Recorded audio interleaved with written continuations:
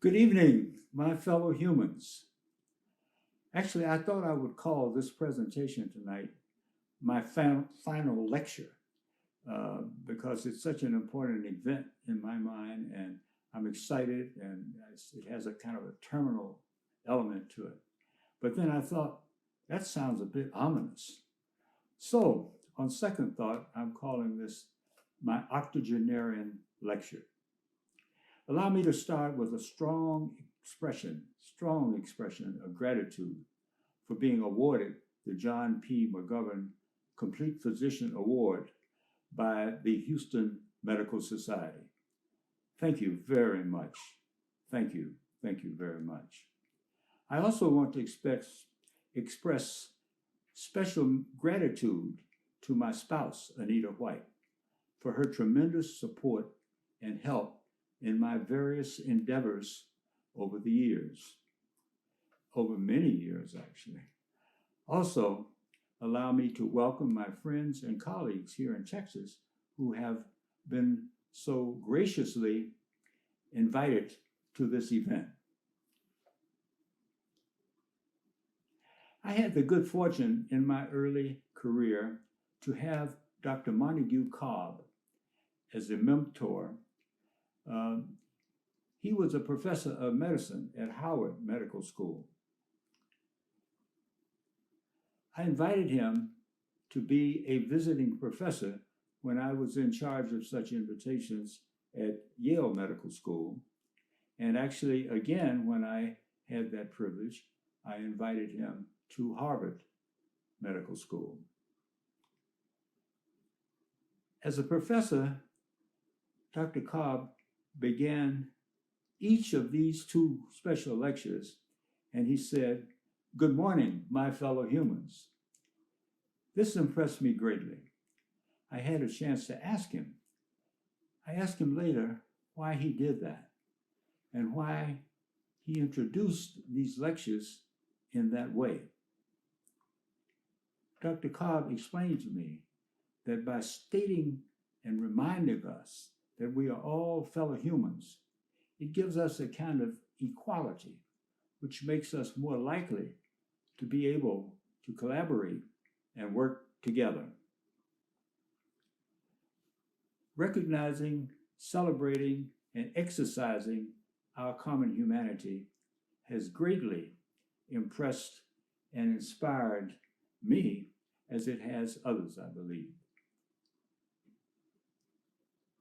Moreover, remember that our DNA is 99.9% identical among all of our fellow humans.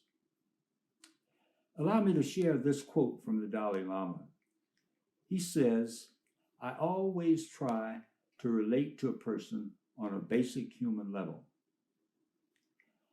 On that level, I know that like me, he or she wishes to find happiness, to have fewer problems and less difficulty in their lives.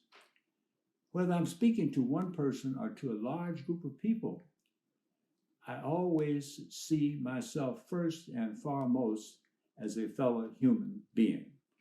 That's what the Dalai Lama said.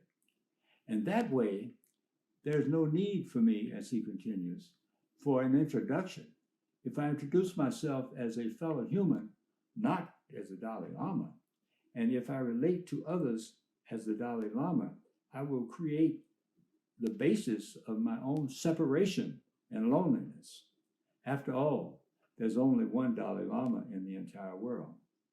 In contrast, if I see myself as a fellow human, I will then have more than 7 billion people with whom I can feel deep connection and relationship.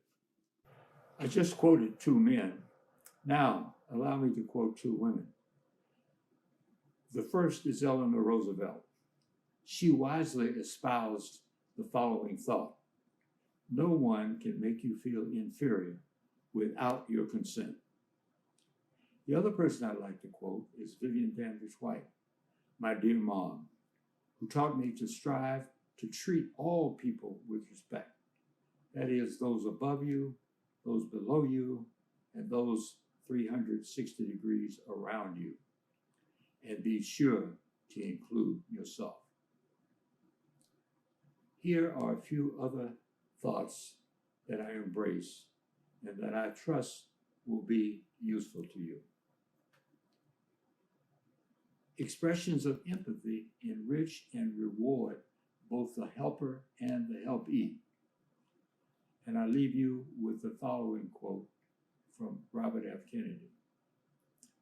I often use this as I cheerlead my fellow humans to work hard in their various spheres of influence.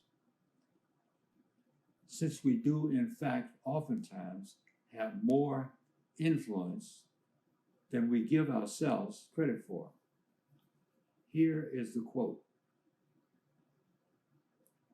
Each time a man or a woman stands up for an ideal or acts to improve the lot of others, that person strikes out against injustice.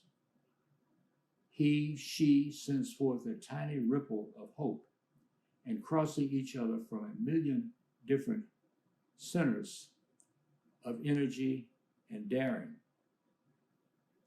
Those ripples build a current which can sweep down the mightiest walls of oppression and the walls of resistance as well.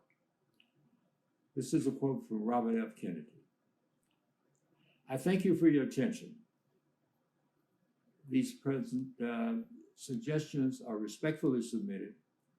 I very much wish that I could have been present to celebrate you and celebrate with you in person tonight.